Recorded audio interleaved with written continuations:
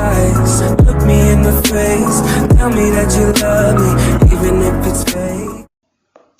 Hello everyone, welcome back to my channel commerce with Anjali Talwar. So आज हम अपना next topic कर रहे हैं कोस्ट वाले चैप्टर का, जो कि है short run cost and shapes of short run curves. Short run curves होता क्या है? देखो, कोस्ट कर्व्स होती हैं, जब हम कोस्ट को ग्राफ पे शो कर देंगे तो वो कर्व्स बन जाएंगी, राइट। तो ये भी वही है same, total cost, marginal cost, average cost, जो हम लास्ट क्लासेस में करते आ रहे हैं। टोटल कोस्ट मतलब टोटल कर दिया, सम टोटल। एवरेज मतलब पर यूनिट, और मार्जिनल मतलब चेंज इन कॉस्ट, जब हम एक और इनपुट का यूज करेंगे, ठीक है। लेकिन यहाँ पे एक स्पेशल वर्ड गिवन है, शॉर्ट रन। शॉर्ट रन का मतलब क्या है? शॉर्ट रन मतलब वो टाइम पीरियड है जिसमें कुछ फैक्टर तो फिक्स्ड रहेंगे, मतलब हमारे पास इतना टाइम नहीं है कि हम अपनी टेक्नोलॉजी को चेंज कर सकें, हम अपनी कैपिटल को चेंज कर सकें, लेकिन कुछ फैक्टर्स क्या रहेंगे? वेरिएबल। लाइक एम्प्लॉयज़ को हम जो है बढ़ा के जो है अपनी जो है क्या है वो आउटपुट को इंक्रीज कर सकते हैं, ठीक है। तो दो तरह की कॉस्ट होगी, कुछ होंगी फिक्स्ड कॉस्ट और कुछ होंगी वेरिएबल कॉस्ट। फिक्स्ड कॉस्ट क्या होंगी? जो फिक्स्ड फैक्टर से रिलेटेड होंगी, और those cost which are related to fixed factor. For example बताती हूँ, रेंट। रेंट क्या हमारा फिक्स्ड है। अगर चाहे तुम 10 यूनिट बनाओ, चाहे उस फैक्ट्री में 20 बनाओ, चाहे 40 बनाओ, चाहे 1000 बनाओ, जितना रेंट डिसाइड हो वो तो देना ही पड़ेगा। चाहे 0 बनाओ, रेंट तो आपको देना ही पड़ेगा। इसीलिए जब आउटपुट 0 है, लेकिन ये कभी 0 नहीं होता, कॉस्ट इसकी होगी ही होगी। ये बात समझ आई? सो फिक्स्ड कॉस्ट क्या है? Fixed cost refers to the expenditure incurred by the producer on the use of fixed factor of production, ठीक है। तो टोटल कॉस्ट तो ये सीख लो, ये तो भूल गई मैं।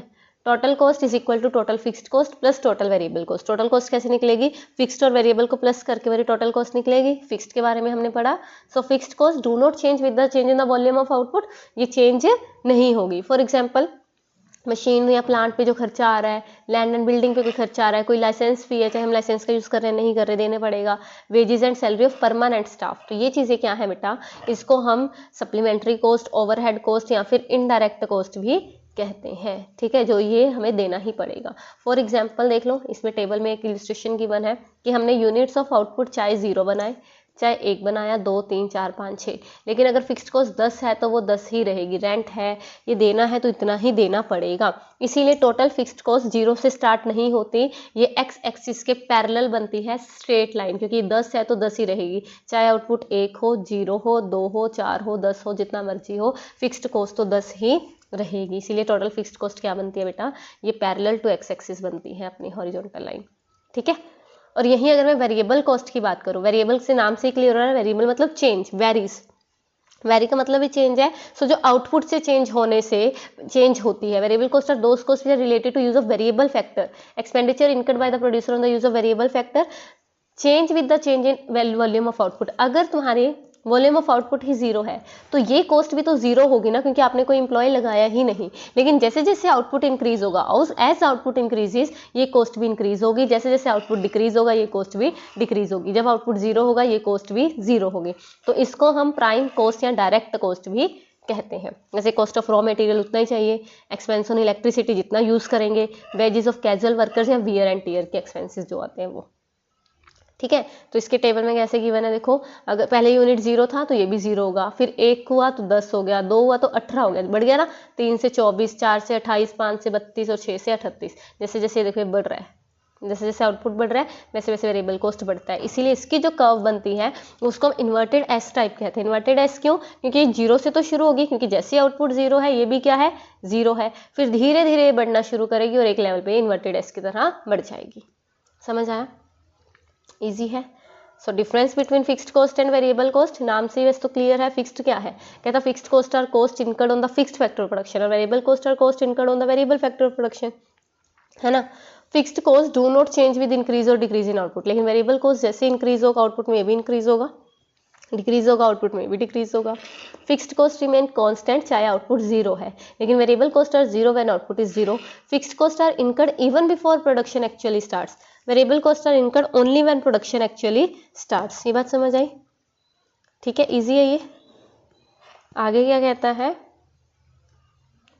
Behavior of fixed variable and total cost, shape of TC curve as the average of TFC and TVC। तो ये इसका मतलब हमने शेप्स पढ़नी है यहाँ पे। तो एक बात बताओ, आउटपुट तो बढ़ेगा, पहले 0, 1 2 3 4 5 6 तक हमने आउटपुट आया।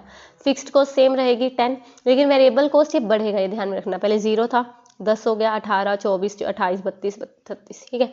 टोटल कॉस्ट कैसे आएगी? टोटल कॉस्ट आएगी इन दोनों को प्लस करके, तो 10 आया, यहाँ पे 20 आ गया, यहाँ पे 28 आ गया, यहाँ पे 34 आ गया, यहाँ पे 38 आ गया, 42 आ गया और 48 आ गया।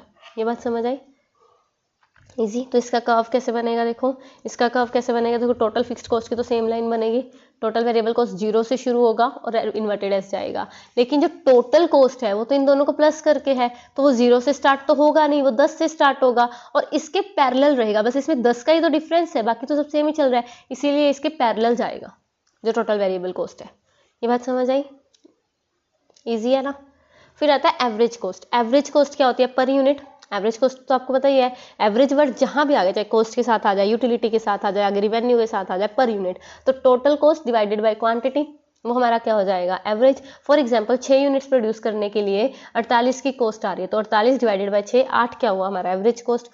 So average cost is the cost per unit of output produced. It is also called unit cost of production. इसको क्या कहते हैं? Unit cost of production. For example यहाँ देखो, पहले आउटपुट 0 है, टोटल कॉस्ट 10 है, क्योंकि ऑब्वियस सी बात है टोटल कॉस्ट 0 नहीं हो सकती, इसमें फिक्स्ड कॉस्ट भी होता है, तो 10/0 इन्फिनिटी। फिर 1 हुआ, 20 हो गया, 20, 2/28, 14, 34/3, ये ऐसे करके ये क्या है? बढ़ता जाएगा, ठीक है। तो एवरेज कॉस्ट ये ऐसे बनेगी। वैसे आपको बताती हूँ, एवरेज कॉस्ट और मार्जिनल कॉस्ट ये हमने यू शेप ही पढ़नी है। कौन सी पढ़नी है?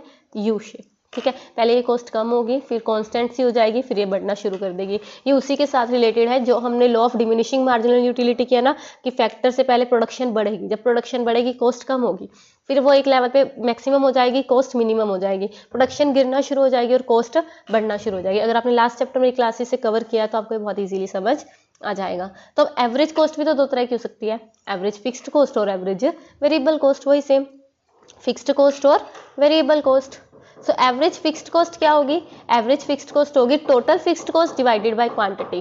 तो अब मुझे एक बात बताओ, टोटल फिक्स्ड कॉस्ट तो चेंज होगी नहीं, टोटल फिक्स्ड कॉस्ट तो 10 थी तो 10 ही रहेगी, लेकिन आउटपुट बढ़ रहा है, तो इसीलिए जो एवरेज फिक्स्ड कॉस्ट निकल के आती है ना, वो इस तरह से शेप निकल के आती है, जिसको हम कहते हैं रेक्टेंगुलर हाइपरबोला। क्या कहते हैं? Rectangular hyperbola. मतलब इसके अंदर जितना भी एरिया होगा सब रेक्टेंगल का एरिया सेम होगा। क्यों? क्योंकि टोटल फिक्स्ड कॉस्ट क्या थी बेटा? टोटल फिक्स्ड कॉस्ट बिल्कुल ही सेम थी, और एक एक लेवल बढ़ा के हमने इसको डिवाइड किया, तो ये कुछ इस तरह से ही बनती है एवरेज फिक्स्ड कॉस्ट। सिर्फ average fixed cost rectangular hyperbola है, वेरिएबल कॉस्ट इनवर्स एस है, और टोटल वेरिएबल कॉस्ट भी इनवर्स एस है, ठीक है। बस वेरिएबल कॉस्ट 0 से शुरू होती है, उसके अलावा बाकी सारी कॉस्ट यू शेप्ड है, ये ध्यान रखना, ठीक है।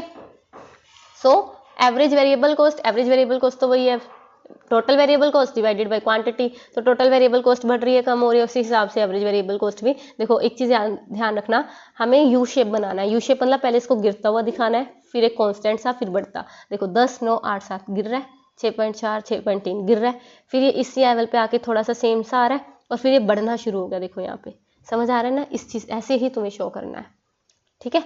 देखो बन गया यू शेप के नहीं बन गया एवरेज वेरिएबल कॉस्ट, ये ध्यान रखना। ये क्या बन गया हमारा? U shaped average variable cost, ठीक है।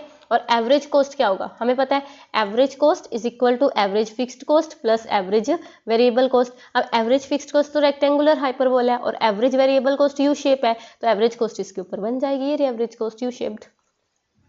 इजी हो जाएगा, ठीक है। अब आ गया मार्जिनल कॉस्ट। मार्जिनल कॉस्ट क्या होता है? Change in the total cost with additional unit. मतलब जब भी हम कोई एडिशनल इनपुट लगाएंगे उसकी वजह से टोटल कॉस्ट में जितना भी चेंज आ रहा है उसको हम क्या कहते हैं? Marginal cost. Addition to the total cost due to addition of 1 unit of output, ठीक है। तो ये तो हमें आता है निकालना। फॉर एग्जाम्पल ये ले लो, आउटपुट था आपका वही सेम 0, 1, 2, 3, 4, 5, 6, 7, 8, टोटल कॉस्ट 10 ही रहेगी, फिक्स्ड कॉस्ट हम चेंज नहीं कर सकते, वेरिएबल कॉस्ट चेंज की तो टोटल कॉस्ट इन दोनों को प्लस करके आती रही, ये हमें पता है। मार्जिनल कॉस्ट क्या होगा? Change in total cost. ये 10 से 20 10 हो गया, 28 में से 20 8 हो गया, 34 में से 28 6, 38 में से 34 4, 6, 8, 16। ये भी एक ध्यान रखो, ये भी पहले कम हो रही है, ये भी तो यू शेप है, पहले कम होगी। कम किस लेवल पे हो रही है? देखो ये 10, 8, 6, 4, यहाँ तक ये कम हो रही है इस लेवल पे। फिर ये 4, 4 बीच में, ये 4, 4 क्या हो गया? ये 4, 4 ये इस लेवल पे आ गया, ये वाला, ठीक है। उसके बाद फिर ये बढ़ रही है, बढ़ने का मतलब ये वाला लेवल, समझ आया? यू शेप वाली कर्व को इसी तरीके से बनाना है। इसको टेबल को रट्टा मारने की जरूरत नहीं, अपने हिसाब से भी कर सकते हो। पहले कम होता दिखा दो, फिर कांस्टेंट दिखा दो, फिर बढ़ता दिखा दो, दैट्स इट, सही जाएगा। ये रहा आपका U shape marginal cost curve, easy ना, समझ आया? ठीक है। और मार्जिनल कॉस्ट सिर्फ वेरिएबल कॉस्ट होता है, ये ध्यान रखना। इसका रीजन क्या है? मार्जिनल कॉस्ट कर्व सिर्फ वेरिएबल कॉस्ट होता है, उसका रीजन क्या है? मार्जिनल कॉस्ट का मतलब चेंज होना, तो चेंज तो सिर्फ वेरिएबल हो सकती है, फिक्स्ड कॉस्ट तो चेंज हो ही नहीं सकती, इसीलिए marginal cost is equal two variable cost होगा यहाँ पे। ये बात समझ आई? ठीक है, इजी। तो ये रहा हमारा पूरा डन। ये रिलेशनशिप रह गया, वो करेंगे लास्ट क्लास में। इसको कीजिए तब तक। Thank you so much. Tell me pretty lies, look me in the face. Tell me that you love me, even if it's fake.